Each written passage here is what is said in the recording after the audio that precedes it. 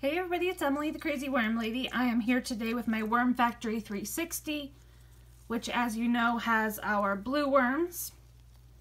And I wanted to see how they were getting along on that big feeding. We did the big feeding in the front in the newspaper, and then we did the back with coffee grounds to see if it made any effect on our springtail population. You can see up front here, all of these little white bugs, those are all springtails. And as a few people have commented, why do you worry about the springtails? It's not so much that I worry, I just find them an eyesore. But, you know, they can't live without moisture, so I can't worry about it too much. So, let's get down here. See, what an eyesore. All those springtails, you can't even see what you're looking at. Alright, so, enough whining about springtails. Let's see what we have down here. So here's the newspaper. Trying not to squish any worms.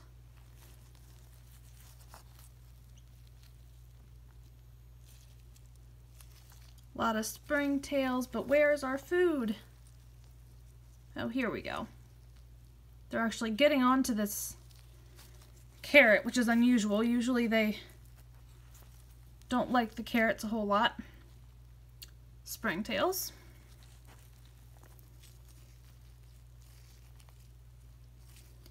A lot of worms down here. Springtails and all down here, but not as many worms as I would have expected, so I'm thinking we probably have more food over. Okay, here we go. Oh my gosh! Guys, if you've never experienced digging your hand into a worm ball, you're missing out on a very interesting feeling. I kind of hate it and I kind of love it. It's a little bit weird because it's like a moving ball of slime, but how cool is that?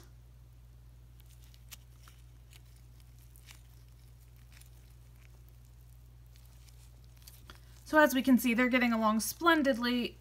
Let's look over on this far side without dumping scraps and paper everywhere. This week it doesn't look like they did quite as good of a job on our newspaper the way they did last week. But they're still, I mean, just in abundance in here. Another nice worm ball.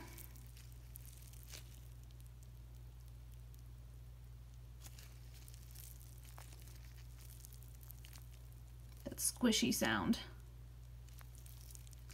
So they're having a field day. Very encouraging. I'm gonna pull some of this paper up and lay it on top. Cover up some of that food. But now, most importantly, I want to look back at where we put the coffee grounds, because I was interested to see if there was a big difference in the springtails where the coffee grounds were versus regular food. And I would say not really. I heard and have seen some videos where people said, oh my gosh, my springtail population went down a lot when I started using more coffee.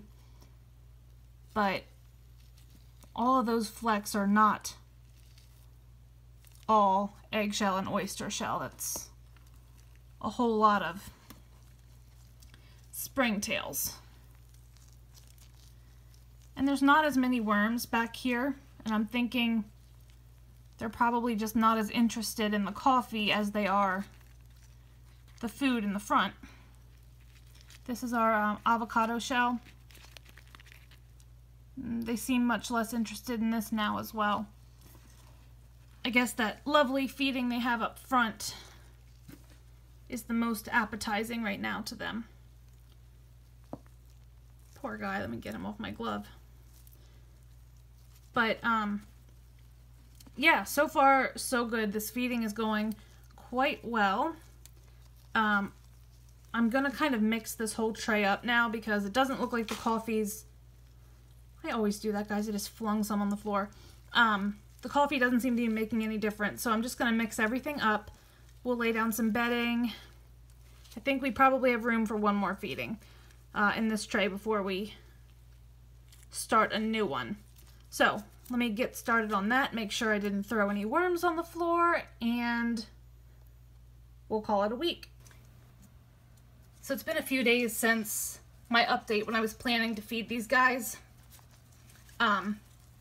So I'm here to do it now, but I am noticing more and more and more springtails.